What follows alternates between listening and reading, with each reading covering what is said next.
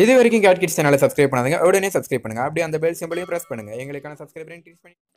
Hello viewers, இந்த busy சென்டர்லையும் இறங்கி அடிக்கணும் அப்படிங்கிற மாதிரி விஜய் முடிவு பண்ணியிருக்காராம். இதற்காக இயக்குனர் சிவாவுடன் கூட்டணி சேர்வார் அப்படிங்கிற மாதிரி தற்போது தகவல் வெளியாகிருக்கு.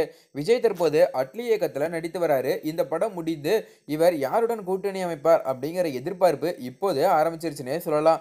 ஏன்னா தளபதி விஜய் அவர்கள் எந்த படம் நடித்தாலும் கண்டிப்பாக பார்த்தீங்கன்னா அவருடைய பர்த்டேக்கு ஃபர்ஸ்ட் லுக் வெளியிருந்துடும். அதுக்கப்புறம் பார்த்தீங்கன்னா இன்னும் ஒரு மாதத்தில் அடுத்து யாரோட கூட்டணி சேர போகிறார் அப்படிங்கிறதையும் அவர் வந்து முடிவு பண்ணிடுவார் அப்படின்னே சொல்லலாம். அதற்கான கதை மற்றும் எல்லாமே பார்த்தீங்கன்னா அவர் அப்போவே தேர்ந்தெடுத்துடுவார். அதுக்கப்புறம் படம் ரிலீஸ் ஆகி ஒரு மாதத்துக்குள்ளே பார்த்தீங்கன்னா படப்பிடிப்பெல்லாம் இறங்கிடுவார். அப்படி தான் பார்த்தீங்கன்னா சர்க்கார் படம் முடிஞ்சு இப்போ 2 நாளைக்கு முன்னாடி அட்லி அவர்களோட படத்தில் பார்த்தீங்கன்னா தற்போது நடிச்சிட்டு இருக்காரு அப்படின்னு கூட சொல்லலாம்.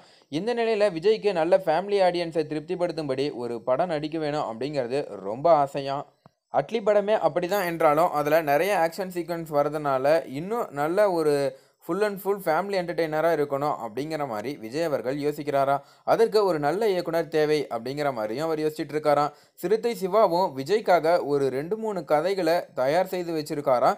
இதை அவரே பார்த்தீங்கன்னா பல இன்டர்வியூவில், அதாவது தற்போது இந்த விஸ்வாசம் படத்தோட இன்டர்வியூவில் நிறைய இடத்துல சொல்லியிருக்காரு. கண்டிப்பாக நானும் விஜய் சாரும் ஒரு நாள் படம் பண்ணுவோம் அப்படிங்கிற மாதிரியும் சிவா அவர்கள் சொல்லியிருக்காரு. இந்த கூட்டணி வந்து அடுத்த படத்தில் இணைய அதிக வாய்ப்பு இருப்பதாக விஜய் ரசிகர்கள் சொல்லிட்டு இருக்காங்க. விஸ்வாசம் படத்தை பொறுத்தவரை ஃபேமிலி ஆடியன்ஸாக இருக்கட்டும், நார்மல் ஆடியன்ஸாக இருக்கட்டும், ஏன் தல ரசிகர்களாக இருக்கட்டும், எல்லாரையுமே வந்து திருப்திப்படுத்துது அப்படின்னே சொல்லலாம். ஃபர்ஸ்ட் ஹாஃபில் ஏதோ கொஞ்சம் சுமாராக போனாலும் செகண்ட் ஹாஃப்லாம் கண்டிப்பாக எல்லாருமே பாராட்டும்படி அமைஞ்சிருக்கு அப்படின்னு சொல்லலாம். ஏன்னா விஸ்வாசம் படம் பார்த்தா நிறைய பேர் வந்து கண்ணீரோட வெளியே வந்தாங்கன்னு கூட சொல்லலாம். ஏன்னா ஃபேமிலி ஆடியன்ஸுக்கு அவ்வளோ ஒரு மனசில் நிற்கிற மாதிரி படத்தை வந்து எடுத்து வச்சிருந்தார் சிவா அவர்கள். இதற்கு முன்னாடி பார்த்தீங்கன்னா வீரம், விவேகம், வேதாளம் போன்ற படங்கள் வந்து பல ரசிகர்களுக்காக எடுக்கப்பட்ட படம் அப்படின்னு கூட சொல்லலாம். ஏன்னா இப்போ வந்து விஸ்வாசம் படம் தான் ஃபேமிலி ஆடியன்ஸை டார்கெட் பண்ணி எடுத்த படமாக இருக்குன்னே சொல்லலாம்.